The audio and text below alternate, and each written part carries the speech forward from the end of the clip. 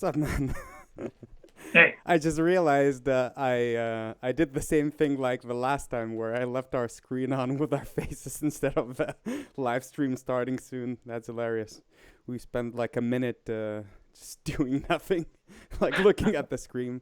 I just hot mic'd as well. It's not exactly a hot mic, isn't it? Anyway, hello to everyone who's tuning in to the stream. As always, my name is Algirdas Matonizz, also known as Matonizz. This is my co-host, Mike Dingfelder. And I have a special announcement first. oh, okay, go ahead. Hello, Brazil. We always have to make sure to say hi to the Brazilians first. Thank you. You don't wanna make enemies with Brazil. Thank you for touchy. They get a little touchy. I know. I've noticed. There's a couple of people insisting on on shout out to Brazil, but hey, shout out to Brazil it is. Okay, to everyone who's tuning in, please do me a favor, give this video a like, share, subscribe, all the good stuff. Leave your question in the chat box. I'm assuming a lot of you are probably having a nice dinner at this time with your family, hopefully. Hopefully having a nice dinner with your family. But that being said, to everyone who's tuning in, if you have any questions, leave it in the super chat or any chat or whatever chat, depending on where you're watching this. I'm pretty sure this is streaming on both YouTube and Facebook. So today it's kind of freestyle. So we're just having a little fun, a little Easter special. Is that correct? Easter special. Well, let's call it Easter special. Do it live. How are you doing, man? Good. I'm a little disappointed. We should be in Long Island, New York right now. I was about to say, technically, I was thinking the same thing that technically we're supposed to be in a rehearsal right now in New York, but unfortunately that is not happening. So I'm hoping they're doing fine. I'm hoping I texted with Virginius a little while ago, and it seems like they're doing well, but New York is not the hottest place to be doing public performances now. Yeah. Hey, I've heard one of my students in from North Hills said that, and I can't recall whether I already spoke about this with you, but they're closing the schools for the rest of the year. Is that the same thing with your school? Yeah, they made that decision a couple of days ago. The whole state of Pennsylvania, public and private schools and parochial schools and all that, charter schools, they're all finished for the academic year. You dig my new haircut, by the way? Well, Oh, or more like a lack of haircut. is it the cut? Well, those are just such two such great questions, one right after the other. I know. I'm starting to Did look. you actually get your hair cut? Mine is really long. Mine is. I haven't had it cut in probably like a month or more. I cannot spike it anymore. It just looks ridiculous. I look like one of those cartoon characters, except for not so cool. You actually look like an adult now. That's a good. That's a good look for you. I made a conscious decision not to shave for as long as this will get, up until my next public performance. So I'm curious, how long will it go? And So you should take bets on that. Probably won't be till about like September. I know that's what I was thinking of. I spoke with my mom today, and she was like, "You need to shave it off." I was like, "No, it's looking fine." And she's like, "No, it's not looking fine. You need to shave it off." But no shaving, no haircuts up until everything's back and running. That being said, is it academic year or the whole year? Well, the academic year will end depending on the school district. Some will end at the end of May. Some will end in somewhere within June. Just depends on the school district. But like for example, my school district, we are finished with our last day of students on the 29th of May.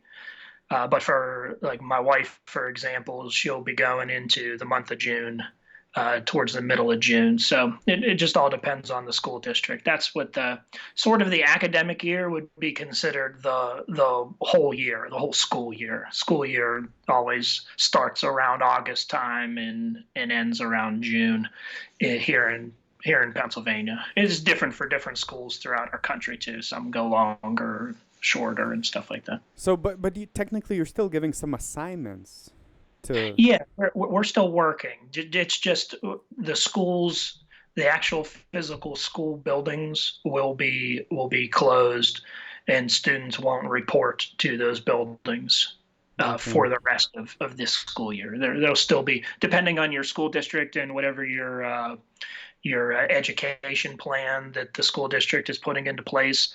They'll just keep going with that. There's a couple of different things that school districts can do to provide education to the students. There's a few options, and each school district just sort of decides on one that would fit best for them, and then they go from there for the rest of the school year. Are you grading your students? We are doing pass or fail. That's sort of what is put into place now. We just came out with a plan with our school district, and as for passing and failing, the first three, we go on 9-week grading periods. So we had school where we actually met in the school for pretty much 3 9 weeks. So they're going to go off of that for moving the students on to the next grade level. And this last is going to be sort of set up as a pass-fail. What do you think the chances that there's any concerts up until September, if you had to guess? I know it changes quite a bit, but I have a feeling that we might be dry up until September. That would be the longest I have not performed live in probably long time. A long time. Yeah. I'm trying to. I mean, the 4th of July Independence Day celebration in the United States here is a pretty big holiday. Who's to know if things will be okay by then, or if even people will feel comfortable with gathering in large groups for things like that, for festivals and fireworks and concerts and things like that. That would sort of be the next time if things really start to improve and keep improving. And and we can sort of get kind of back to normal. That would sort of be my benchmark. But I don't think anything would take place before that time. But most likely, we might not even be able to get together into groups for the 4th of July. So it might not be until later. I'm That's telling crazy. you though, whenever everything is sort of in the past, there's going to be a lot of big celebrations and people having a good time and getting out again and stuff like that I'm hoping. I'm once they feel I'm safe. hoping, man. This is if you're a freelancer, if you're a musician, not a hot time. Well, it's not a hot time for anyone or for a vast majority of people, I would assume. Yeah, But it's tough. I mean, if you have presence on the social media platforms and things like that, you can still kind of keep yourself out there. But I mean, there's so many gig musicians they're missing out right now and can't make a living and can't make music. yeah, but the online thing, it takes such a long to build up like a proper platform. It's hard to wake up like one day realizing that you're not gonna have a job for 6 7 months and you want to start building the platform. Most people don't want to start building the platform. They want to just carry Sure. on, and that Yeah. unfortunately So does it's not. tough to get into the system. Yeah, it's tough to Mm. get into that system, especially if you don't have anything set up already. How big is Easter in states? I know not everyone is celebrating Easter. It's different kind of holidays based Uh, on. E- Easter in the United States is actually a lot more important than Christmas time. No Real way, when really? you think about it from like a religious standpoint, Mm. it's very important, even more so important than Christmas. You're going to see a lot more people though. You're gonna see a lot more people celebrating the Christmas holiday and the festivities around there. My brother's just he just texted saying, "Please don't predict things getting normal at September.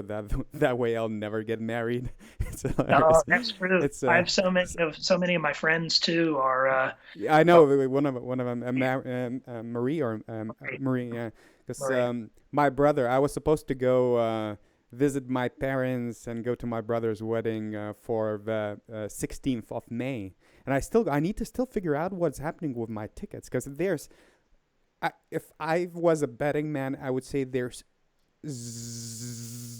zero chance it's reopened. The travel was reopened by 14th of May. Like I would bet there's like zero chance that's being reopened. I need to figure out whether I'm getting like refunds for tickets or what is happening. I had some insurance for that, but yeah, Yeah, my brother had everything like prepaid and stuff. Well, I don't know whether he had it prepaid, but he had to postpone his wedding to July, and I don't even know whether that's gonna come back to normal by the time it's July. That being said, let's answer a couple of questions, and then okay. we'll go back to that because later on I'll lose all the good stuff. I'm actually seeing some decent questions.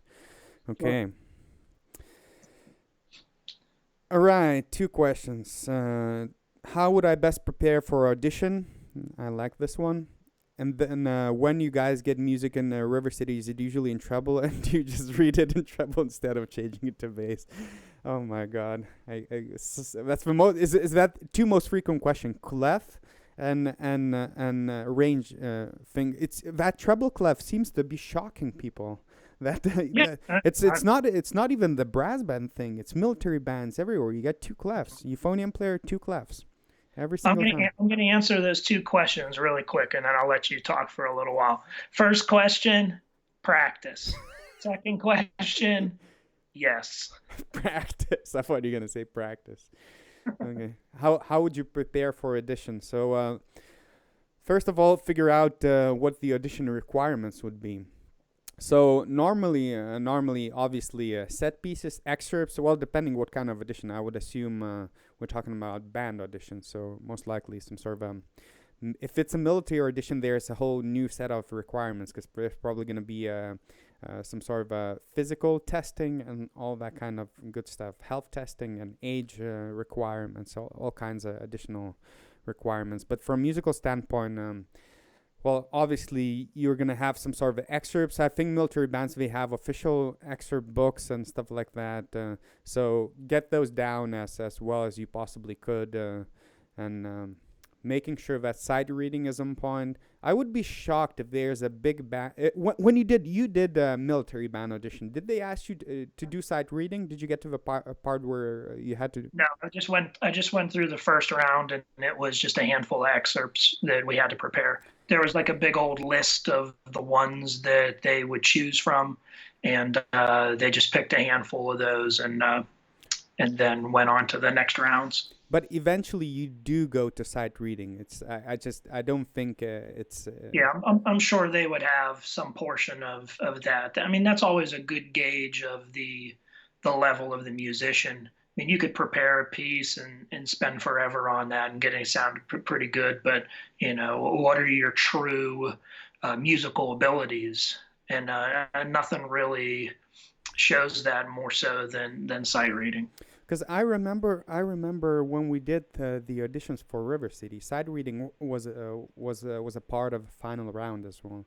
There's excerpts, and one of the mistakes that I saw people do is just not take enough time, to the point where we actually started encouraging people, just take a little bit more time, check the tempo, check the key signature. And you don't normally wanna be in that situation where you're sitting in the panel and just saying, hey, just take your time, just because. Oh, I mean, with that too, especially with sight reading, there's always a whole list of things to make sure you look at before you begin your part.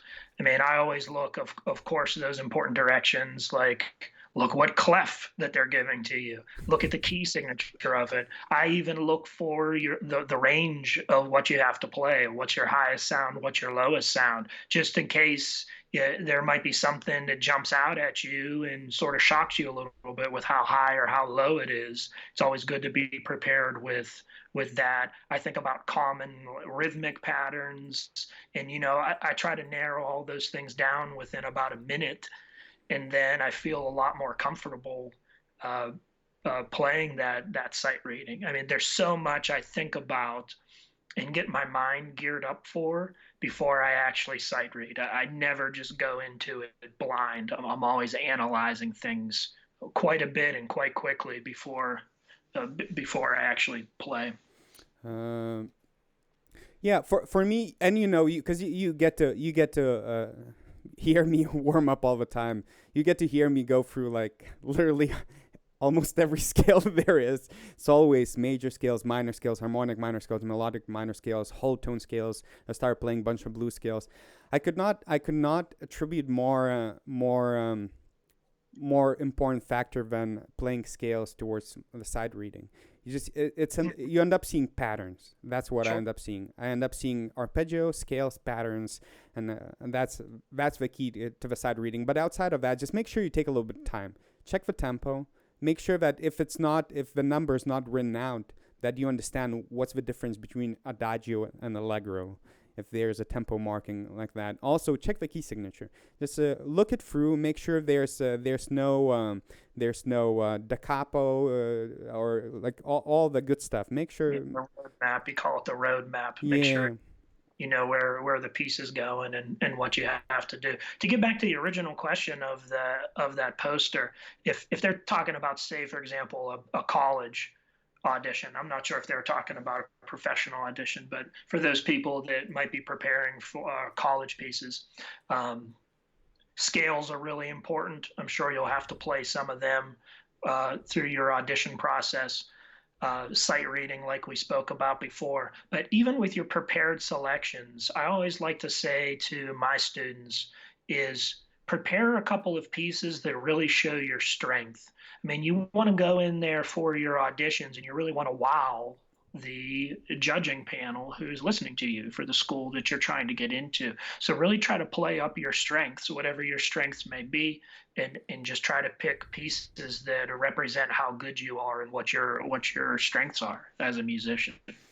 Yeah, just and also if you go to colleges and universities, they normally give you a guideline of what is expected. So make sure to check those out, because if they give you a heads up that they're going to be asking scales, minor, major scales in 1-2 octaves, and you come in without knowing your scales completely, and that's going to be a problem. But just making sure that you at least know the requirements, and obviously practice. That would be like a very a broad suggestion, but the more concrete suggestion would be just take a little bit more time. I've seen people take a lot of time. I've seen people not take enough time, but just make sure you're aware. What's the key signature, roadmap, what's the tempo? Just have a little click in your head. Make sure you double check the tempo, because you're auditioning, you're probably a little bit nervous, your heart is racing, everything is going twice as fast in your head, so something that's slow suddenly becomes moderately fast, so making sure that at least those do not happen, those mistakes do not happen in the auditions. Okay. And what was the treble clef, bass clef question? No. Is it always in treble clef when we play in River City, or bass clef? At this point, I would never look at another clef and think of something else. I would always just look at the clef that I'm looking at and read it as that, whether it be treble or bass. It's sort of 50-50 at this point. I mean, back before, I would used to see more treble clef, but now more so, I would say probably a pretty good mix of treble and bass. So at least once a year or a couple times within the season, both of us, at least once or a couple times, you get into and you know where I'm going with this. So it has to be at least once a season where there's a concert and you get it's bass clef, treble clef, bass clef, treble clef. You get to the point where it's always a mixture of clefs, and always, like, at least once in a while your brain just lags and you start treating your treble as a bass. And the most funny thing, it normally works well for a couple of bars. It normally actually works really well for 4 or 5 bars, and then you start realizing that's not how it's supposed to sound. There's something wrong with it. I'm the type of person where I'll notice if I do that. I'll notice like the first sound, and then I'll be like, oh goodness, I need to get back to the clef. You have some good ones though, where you'll go quite a bit in the wrong. I normally go, because the way, and this is how we normally have it worked out between, and that's one of the reasons I very much like working with you, because I think we build up a very good relationship and understanding of what my role is, what your role is, because it's quite different. We don't have that much time of preparation, so I'm spending a lot of time looking at the conductor, probably more than you would expect from considering the fact that we normally do not spend 20 hours of rehearsal time. We just a couple of rehearsals, go, new program. A couple of rehearsals, go. So it's always very important that you follow the conductor, because that's your operator. If you don't know what's happening there, but at the same time, if you're semi-sight reading, you want to make sure that at least one of the players in your section is locked to the stand, or at least more locked than you. So normally I kind of see my role as interpreting the conductor and making sure that you see what I'm doing, and then you're a very strong support in terms of making sure that in case I end up reading treble clef for 8 bars instead of bass clef, we'll even say ahead of time too, like not that you make a ton of mistakes. I'm not saying that, but when there is a piece of music that comes up that could easily be mistaken as treble clef or bass clef when it's the other one. I mean, often I'll even just to remind myself and just say to you, I'll be like, hey, treble clef. And normally you say that if that happens in a rehearsal or somewhere, so it's not like there's some sort of a history behind that. And also the same thing as counting. Sometimes we just go, if we've noticed sometimes it's not as obvious. Remember that Christmas piece we played, what was it, one of the choral pieces where the counting was very awkward, where they had all the Christmas tunes inside one of those. Do you know the? I can't remember the piece of music, but we had some. There was a few challenging ones this year for that, where you really had to make sure You're that you were counting. understanding what was going on. Yeah, so you always, even in the section, you always go B, like whenever B hits, or like C or D, just making sure that both of you are on point, and that gives reassurance because we never end up in situations where we're over rehearsed, or it's usually you have to be pretty efficient, so you have to figure out a ways, and it's hard when you don't have a good stand partner, but. In this case, I think we're doing a pretty good job, and it's I know how to help you, and you definitely know. Yeah, I mean, there's so much more involved than just, hey, you have to sit down next to another person and play a piece of music. I mean, there's so many like unspoken things that we do together and sort of for each other as a section that really makes us stronger. So Yeah, and it takes years to figure that out and yeah. Same thing develop. with intonation as well. That you get used to tendencies of other players as well. My band director tells me I smile when I play higher notes like high G and above. What's an exercise I could do to help fix that? I know more air and faster, but I have smaller lungs.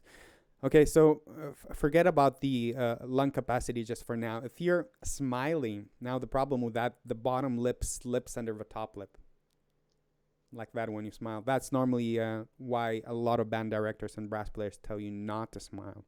Now, it's going to differ, like how it visually appears, your embouchure from player to player, because everyone has different teeth structure. But the way you fix that is by dropping your jaw down. So if you have smiling embouchure, drop it down a little bit. Just drop that jaw down. So it's going to do two things. It's going to make sure that the aperture sustains the space sufficient enough for the air to escape. So that's going to open up the sound.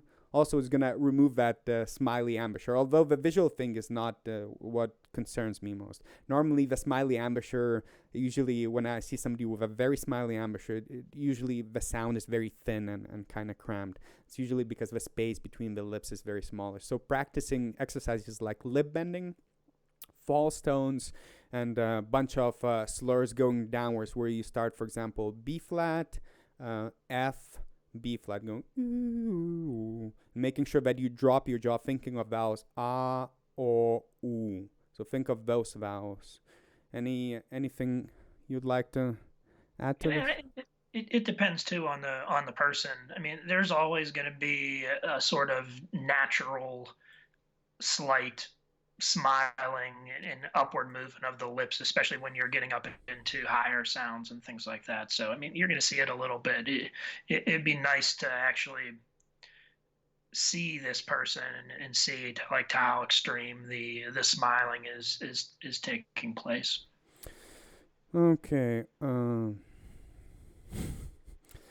A gentleman by the name of James Gourlay is asking, how do you play high notes? Don't you have a bunch of videos on? Don't you have a bunch of videos online that tell us how to play high notes?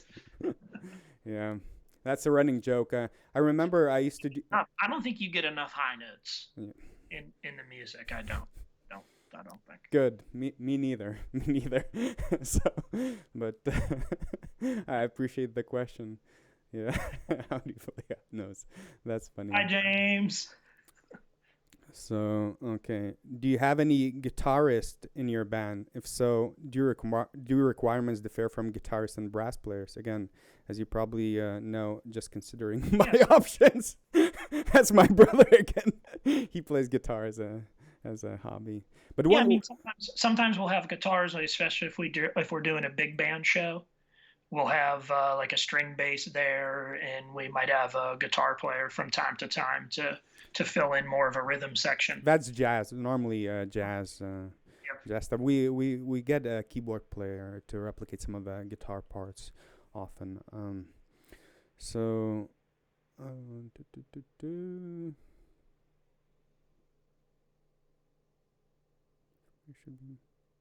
Okay. Do you?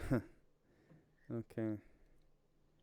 That's a fair question. Do you feel there should be more female brass players in your band? So how many female players do we have?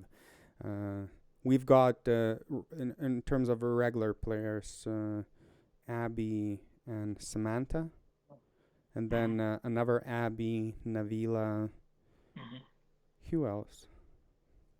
Those are normally the regulars. Yeah, but so I'm pretty sure like the it's being encouraged as much as possible, making sure that the auditions are fair. But the way it works, I'm not the biggest expert because I've been here for 4 or 5 years.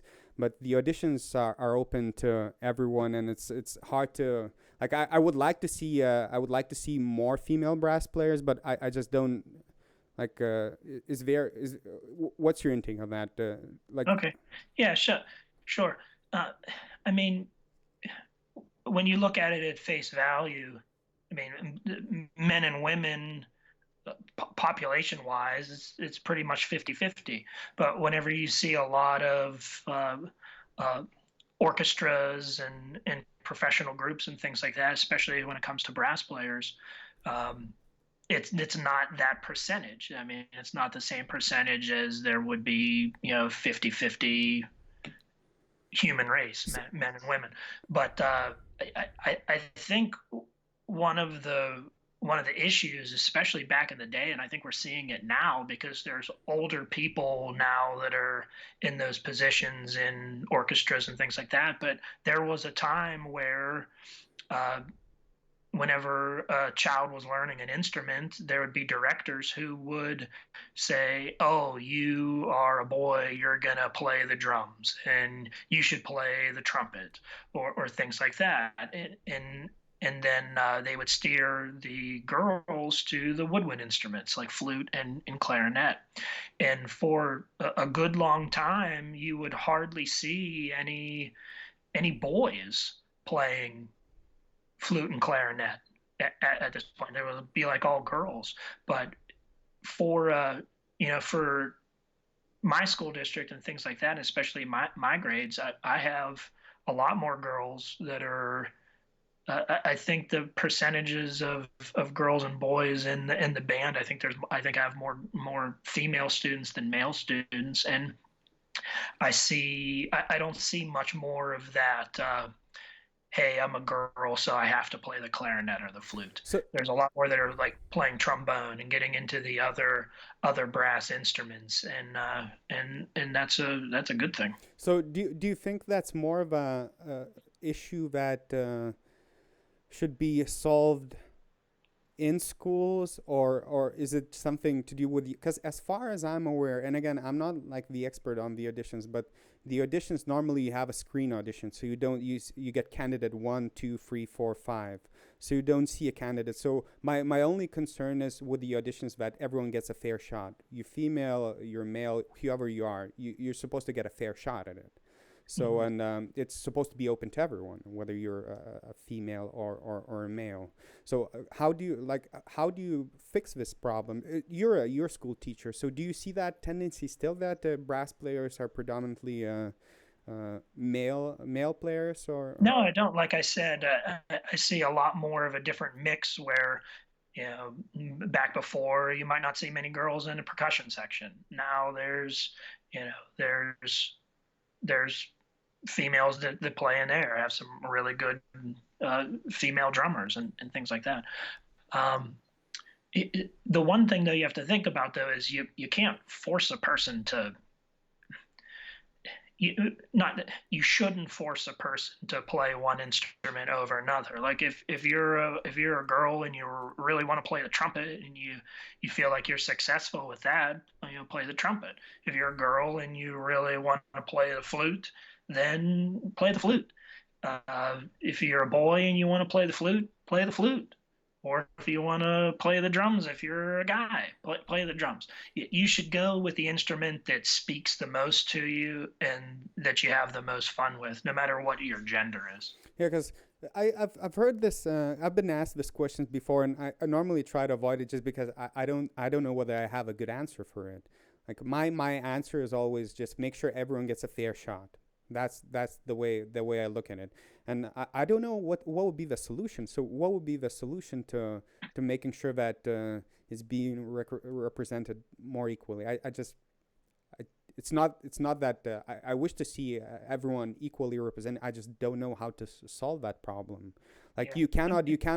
you cannot forcefully sign up 20 females versus 5 male applicants for the position. So you get whatever you get because it's a voluntary thing. So what would be is it again like is it something?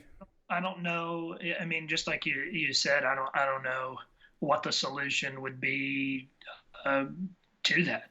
I mean, it's a question that's very complex. Um, I, I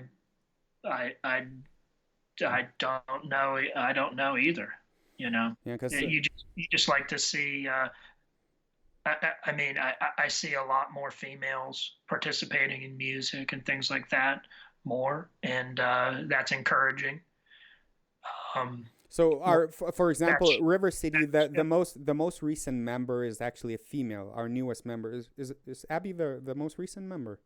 Yeah. yes, So for me, I see it as she was the most qualified. She got the job. It was clearly the most qualified player to get the job. She got the job. That's how I see it. But I don't know how to necessarily get more. I mean that's the thing too. Like if we have an audition with the group and you know 10 people want to take the audition and 10 of them are all guys, then I mean, what do you do? You know, it's like you got to sort of go with who shows up. I mean, it's a complex question, really. It is. I've been asked this, so I wanted to kind of I just saw it again, wanted to touch. I just seriously don't have a good answer as well. I just not exactly an expert here, but would I like to see more female players? Yeah, absolutely. Yeah, I would like to see as many players as possible, like female, male, just making sure that everyone gets a job. If you're qualified, if you work hard enough, that's the most important thing for me. If I see somebody who's hardworking, that's the most important thing I'm looking for. So any particular ways to stay motivated without having rehearsals and performances? I'll go ahead with you. Yeah, we were talking about this before too. It's like we don't necessarily go on motivation really anymore. It's just like the habits that we have developed over the years and how much you do things. Just like, you know, you for example, you get up in the morning and you eat breakfast and you do that every single day. Yeah. And you don't need any type of motivation whatsoever to be like, hey, I'm going to go eat breakfast. It's just stuff that you do. So it's just you do it so much and you always do it and it's just a part of your routine. I don't think of and I don't know of anything that motivates you. I mean, you could have motivations set up like for example, if you're preparing for something important that's coming up later on down the line and you're motivated to be like, hey, I need to be prepared for this event that's coming up or taking place. I mean, that could be a motivation. I mean, you could set up other types of reward systems and things like that for you as well, too. Like if I spend a certain amount of time rehearsing, then I could spend a certain amount of time doing one thing or another. I mean, you can set up those types of things as examples, but for myself personally, there's nothing that motivates me. I just do it because I love doing it. And also, I think, at least for me, I think a lot of people get this sequence a little wrong. A lot of people get motivated to do something and then do something. For me, it works the other way around. I do something and then I get motivated by knowing that, hey, I accomplished this. Okay, this is how it feels. Because I need to stay in a routine. So I don't necessarily need to be motivated. For me, it's more tackling the times where I'm really unmotivated, like below my normal state. I just don't want to do this, or I don't want to. So for me, it's sometimes I need to have some sort of a discipline and a routine. And this whole lockdown for me, it's that's the reason why I wanted to make sure I have some sort of a schedule with these streams. I want to make sure no matter what, even if I feel a little underprepared, I'm going to go there. I'm going to do my best job, whether it's a chat, whether it's a educational video or whatever. There's Monday. I established that. But Monday is 5 p.m. You're going to get a well-produced, well-edited video. And it's been like that for I don't know how long. Yes. Now that's pretty demotivating. You see, that's seeing you eat all those candies. What are you talking about? I don't know what you're talking about. What are you talking about? No, go on. I'm listening. I'm listening. But that's it's just for me having goals and making sure that sometimes you don't want to do it, and could you believe if I told you that they ran out of grapefruit flavored seltzer water in stores? Would you believe me? It's getting that time again, man. It's like, dude, I started buying lime we get like 40 seltzer. minutes 40 minutes into the stream. I am just starving. I'm just exhausted. Talking about my fuel. Look at this 0 calorie grapefruit flavor. Look, I could not get a seltzer water. It's a pink grapefruit frost drink. Got some Easter eggs from one of my local favorite candy stores. That's one weird looking chicken egg. Why are they so small and purple as well? Well, it's not purple. I always hook you up with the holiday candy, but not this year. We can't see each other this year. What are those candies? I was gonna bust out the chocolate covered pretzels because I know you love them. Oh my! I'm saving those. I'm saving those for a different time, but just some chocolate Easter eggs. The last time I opened the box of those chocolate pretzels, the next thing I know is I just woke up covered in sweat, lying on the floor, while chocolate covered on my face.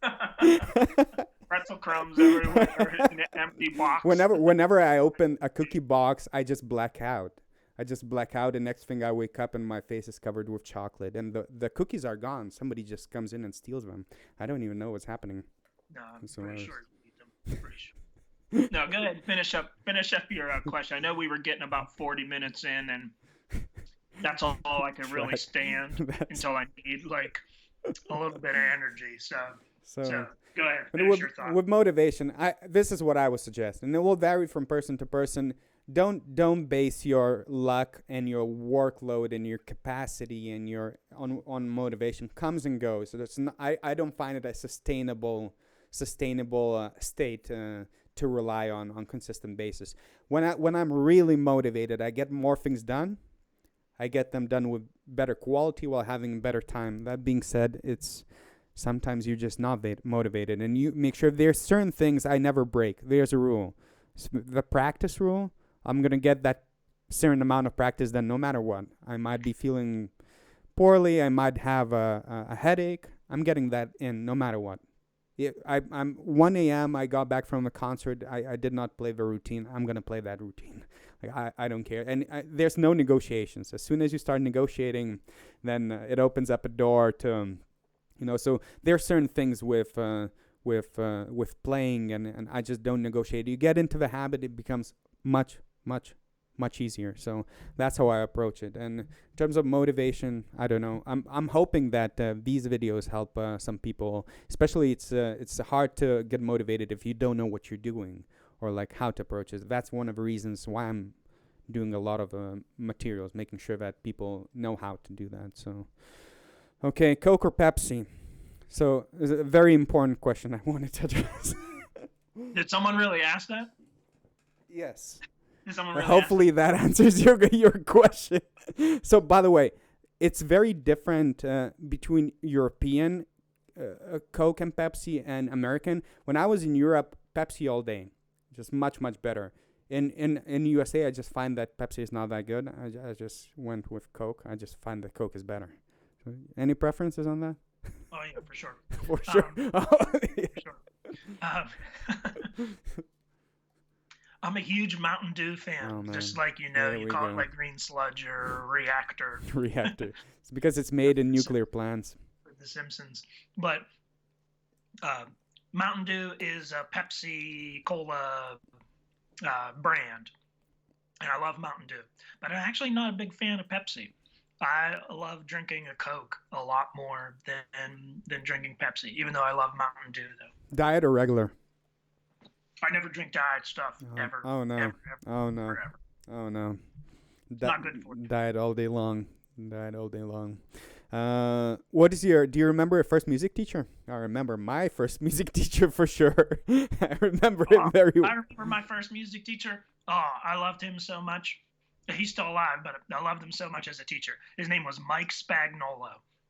He was my elementary music teacher. I owe a lot of credit to him too for getting me started on this musical journey that is a big part of my life right now. I have so many stories from him. A great guy, great family, great teacher. He just made music so much fun, and the things that we did helped me to get started on the trumpet and play that as an instrument. Mike Spagnola, yeah, I love him, love him. So I had a really really good teacher. He was he's not alive anymore. He's not with us anymore. But a great guy. But one of those. I wonder what's your perception? What's the stereotype for Eastern European teachers? What if I told you? Like I would assume you would. Me? Yeah, yeah. What would you imagine? I would say strict.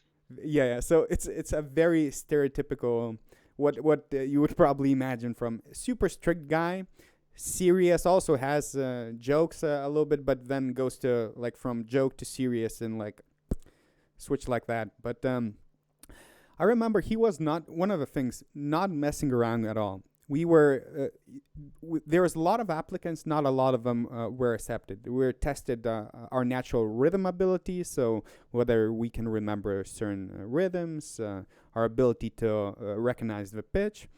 So the second lesson, he basically only people who passed. We were only those people were invited, and we were given the mouthpieces. No instruments, just the mouthpieces. We needed to learn how to buzz in a couple weeks. So very strict, learning how to do scales. I think for fifth lesson, we got instruments. He showed us some basic key fingers, fingerings, and gave all of us all the major scales in thirds.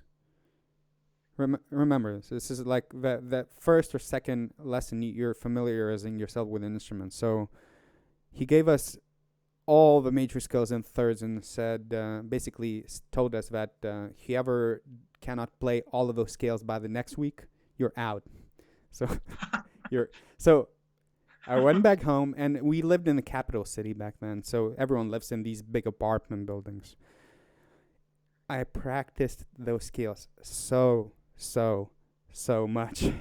I managed to learn one of them, but bear in mind, this is the first week somebody's giving you an instrument. I've learned how to play C major in thirds, and I was so afraid of that guy. Well, not afraid, but very intimidating, because he was very. And by that time, I don't think I realized that he was joking about this. But hey, if you don't play all the major scales in thirds, you're out.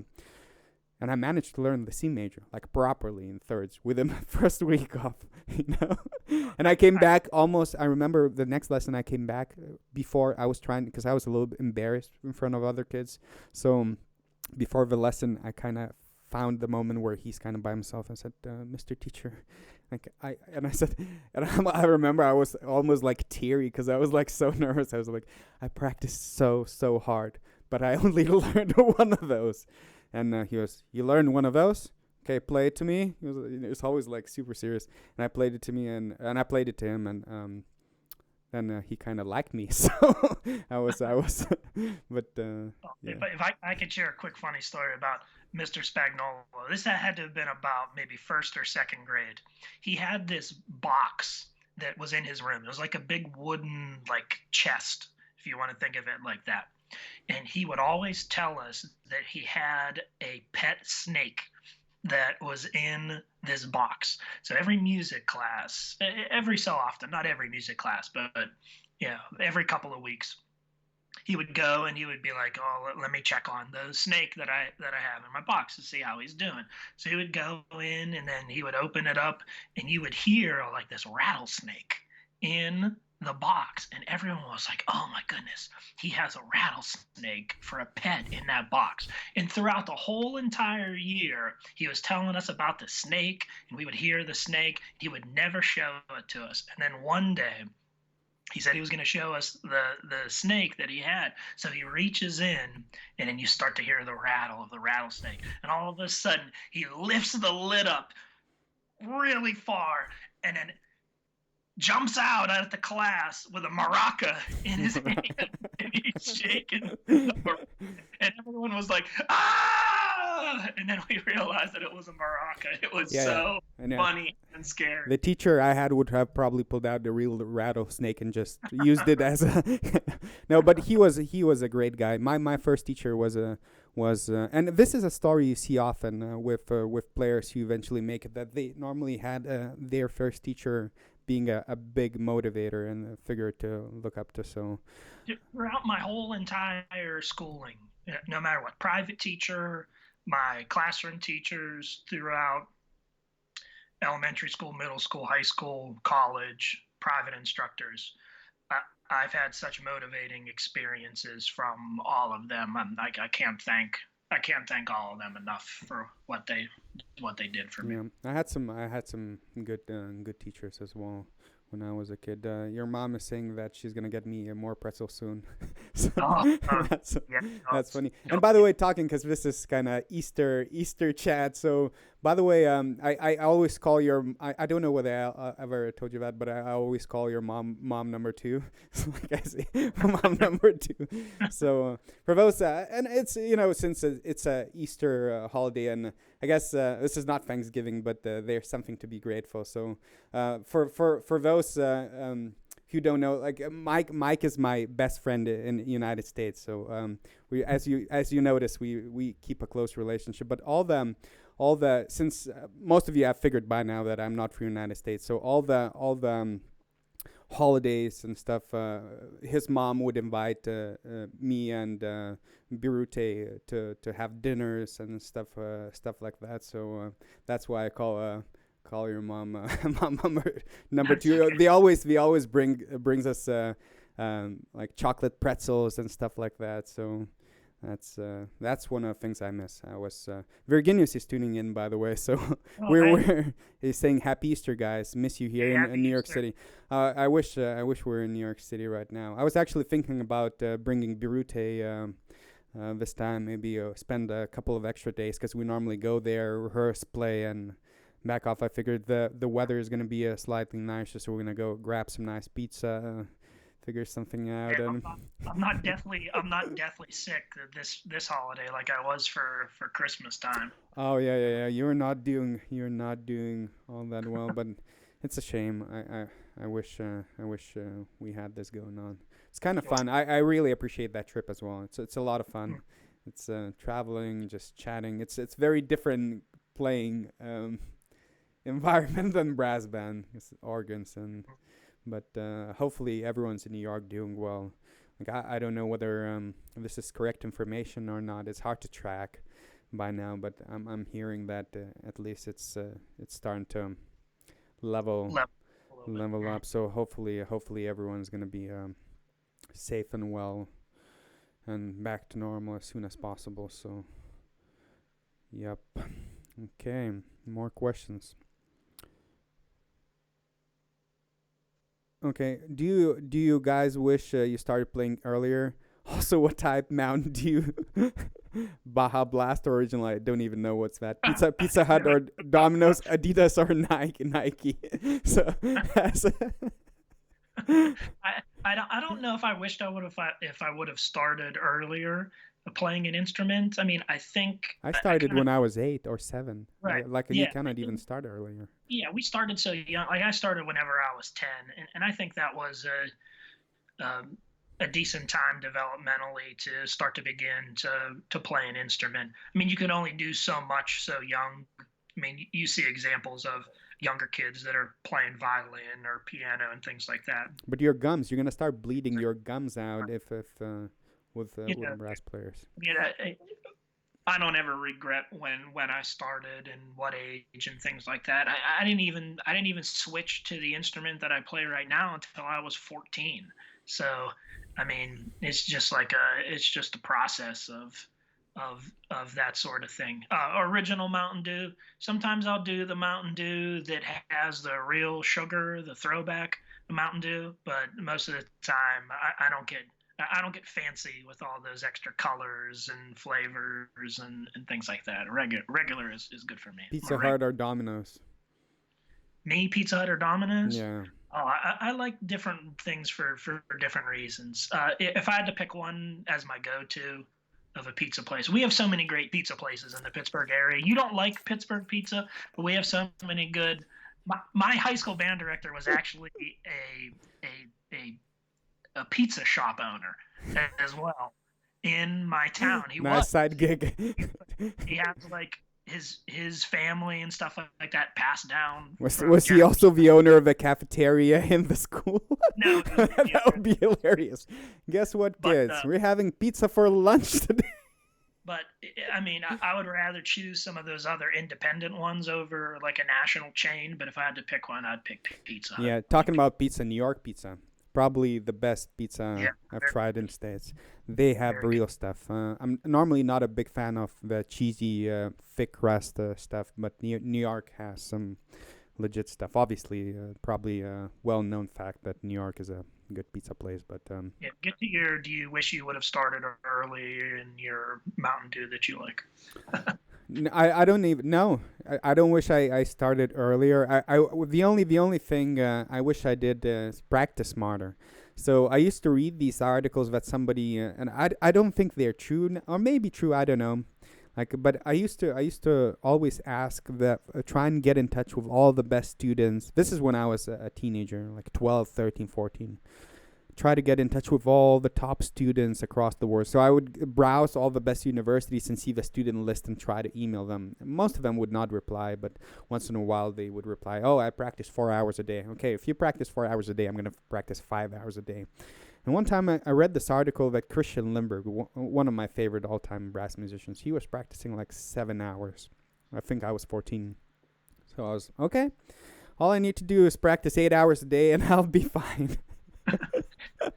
So I once in a while, like I would normally come back from school when I was around like 1 p.m. That's where the school would finish. Once in a while, I would purposely skip the last class so I could come back and make sure I get in those 8 hours of practice. It got to a point where my parents were telling me, hey, you need to go socialize with people.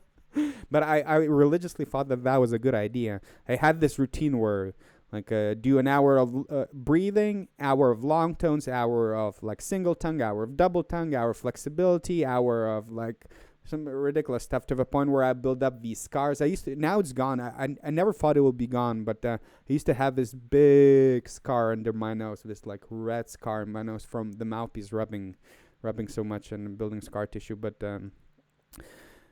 that being said, very, very bad idea. I developed some good, impressive fingers, but so many bad habits. So that's one of the things looking back. George Bruce, happy Easter, Algerdus. Hope you're doing well. Can I say one thing about what you said? It's really important. Go ahead. Can I say something? Yeah. Go ahead. The fact that you said about practice and practicing the right way, that is so important. And I think back to you were recently doing a video or something like that, and I like to look at the comments to see different things. And then there was this one comment, you were practicing through something, and the person made a comment or something like that to the effect of, there's nothing more boring than to watch another person practice, or something along those lines. But that person's comment was so short-sighted, because there's a lot of people and a lot of students that don't know a lot of strategies to actually practice and practice effectively. And for you to go on there and show some of your practice methods and for people to see that, that's so very important. Some people practice, and yeah, you can put in a ton of time practicing and that sort of thing. But if you're not practicing effectively, and who cares how much time you put in? Yeah, and that used to be a big problem with me, and that's one of the reasons why I wanted. Because whenever I do these videos, I split notes. I'm practicing, and a lot of professional musicians hate doing that because we're so used to refining, making sure everything's as perfect as possible. Then we go perform, and I just feel I know what I'm trying to do with all my content is give everything that I was missing out when I was growing up and looking for. So I was always wondering, like, do they never split notes when they practice? Like, how long do they practice? How does their practice session look? Like, what are their goals? How they're thinking? All that stuff. And you would never get access to this information because it seems to be very inside information. Nobody likes sharing their practice session because guess what? Everyone splits notes. Everyone makes mistakes and stuff like that. So people don't want to appear vulnerable and things like that. And whenever you do a practice session for, where thousands of people are going to watch it. And that being said, vast majority, I think one of the reasons, because I've been, a lot of people suggested me, you should do these short story videos. You'll get more views. I'm not interested in more views. I'm interested in reaching out to people specifically, like similar, like me and you, Hugh, and my audience, my YouTube and Facebook audience is actually tremendous. It's unbelievable the amount of support and feedback I get. It's some ridiculous ratio where it's overwhelmingly positive, and I think that's the reason I never wanted. I always stuck to that long format where I go into one subject into great detail. Look, if you find it boring, that's fine.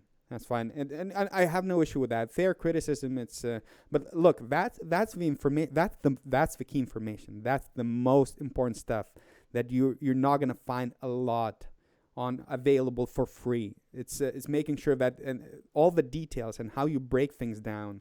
That's normally what differs you from a good high school player where it's just all about practice and somebody who makes it eventually, because just practicing a lot is not going to do it eventually. So you'll have to figure things out, how to approach it, how to make it more efficient, how to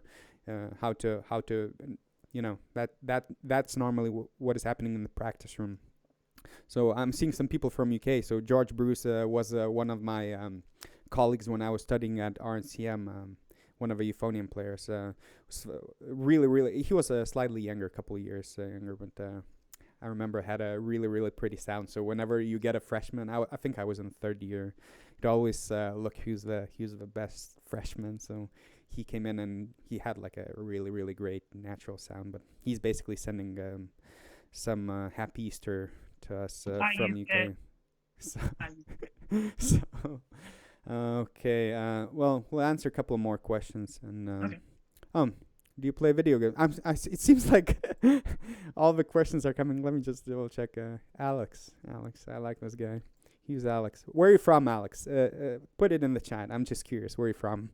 It's asking a lot of questions. Do you play video games or just work and practice and hang out all day?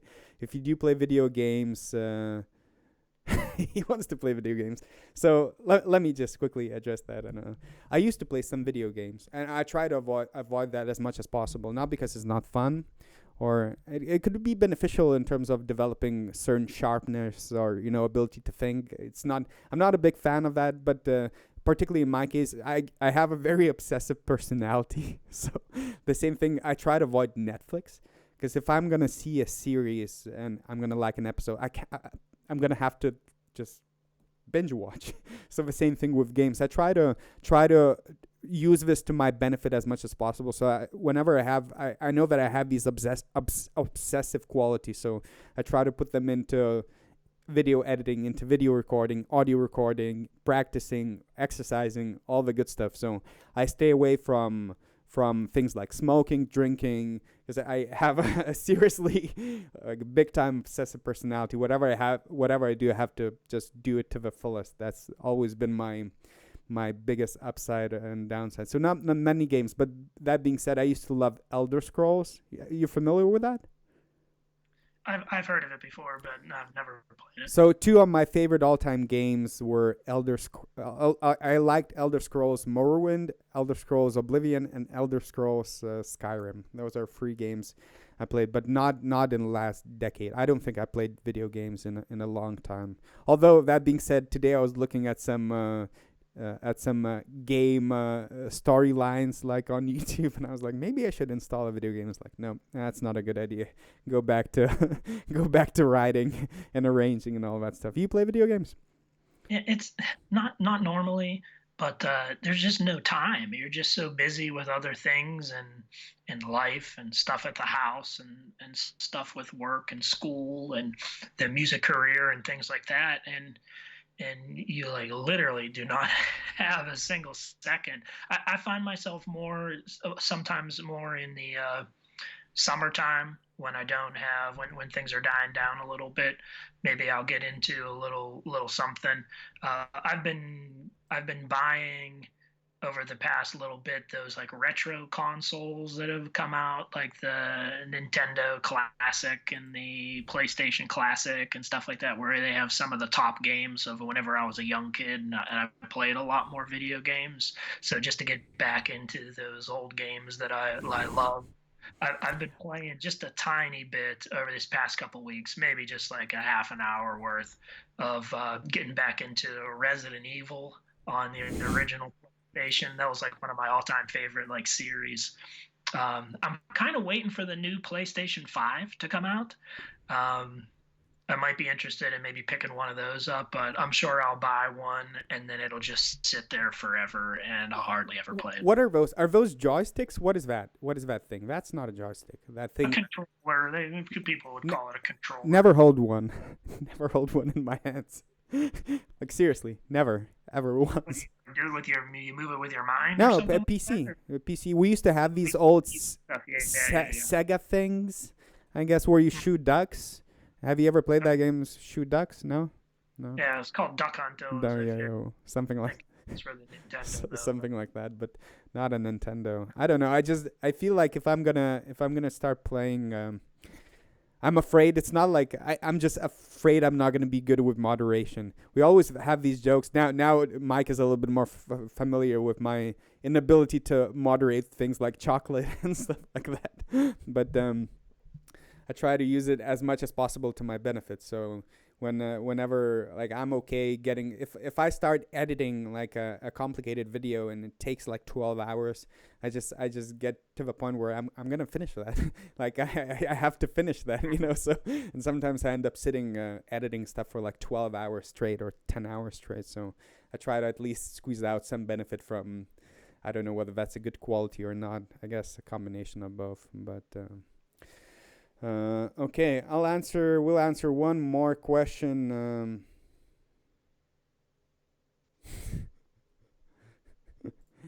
Oh, remember you made that comment about somebody who left a comment about practice? Yeah. I didn't realize that person is actually one of the big supporters of my channel. I comment person supporter. Is he from Brazil? Hi, Brazil. No. From America, but Hi, America. he's texting that I'm the boring common guy. You got a problem? Sure, he was just joking though too. I'm sure yeah. he was just joking, be like, oh, he's just practicing.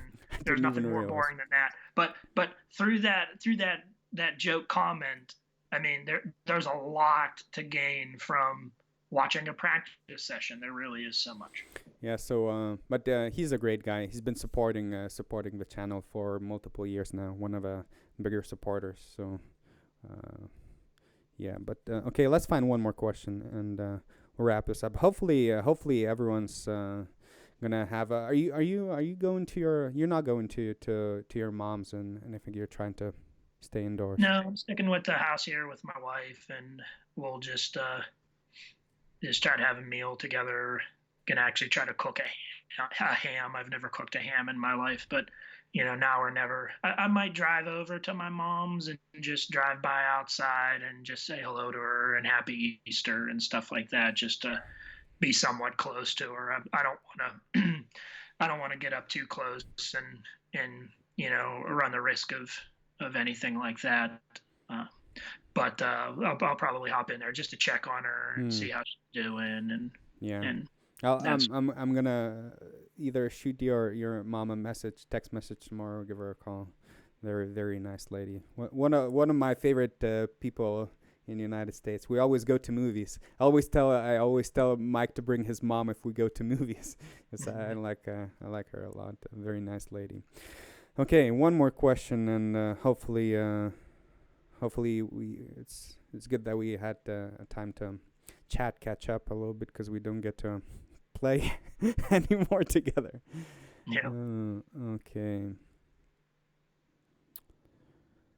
Do you have a funny River City story? Plenty. A funny River City story that's from the past. The one that jumps to my mind the most, not necessarily, I'm sure I could think of a couple with you, but one where I wanted to literally just die. But now it's funny after the years have passed. Once played a gig. This was years ago, a decade or more, with the brass band, and we were out in Johnstown, which is out sort of far from Pittsburgh, and we had a concert there. And I was leaving, and to get back to my house, it's a good couple of hours. So hopped in the car, and I'm making my way back, and then for some reason, I thought, what did I do with my music folder? And then I thought to myself, I was like, oh no, I left the music folder on top of my car and drove away. So I called the librarian at the time. He's a librarian still now. And I called him up.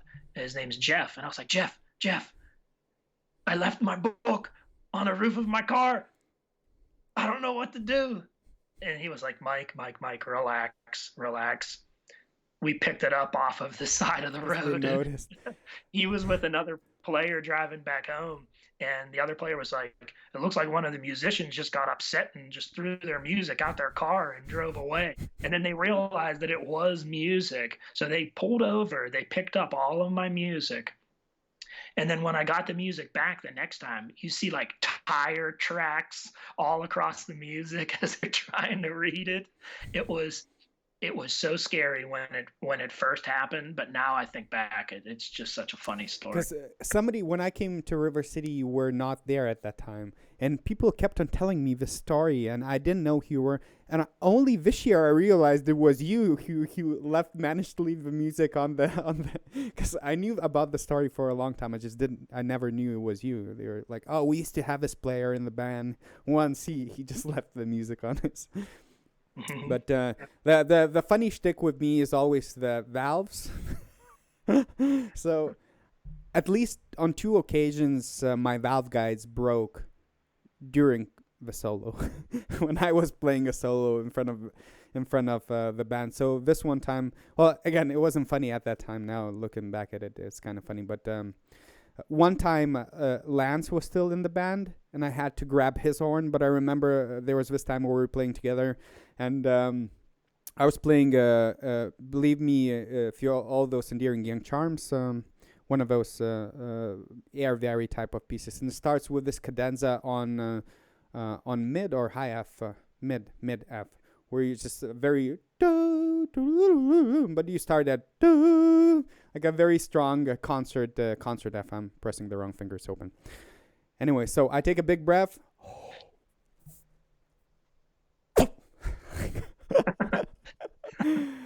My heart rate now is racing. I'm checking what's wrong. Is my mouth? What is happening? Like literally, I'm trying to. Nothing is coming out. It's just completely blocked. And then I realized that my 4th valve is like spinning around. So the valve guide broke. So I grabbed your instrument and I played the solo. I literally took your instrument and I played the solo. So they made a joke, but that is funny. So it's always good that James does always have some sort of a prepared. Well, it's not prepared, but he's very good at going with the situation. So he just made a joke, and I bet some of people probably thought that was a shtick or something like that. But yeah, he's good at that. So that's that. Okay, everyone. Well, thank you so much for to everyone who tuned in. Hopefully, had a little bit of fun time with me and Mike here. To everyone who's celebrating Easter or whatever, is there any other holidays happening this week? I know Passover happened Passover, yeah. a handful of days ago. Yeah. Okay, so have a great Easter and or Passover, and there's gonna be a video on Monday.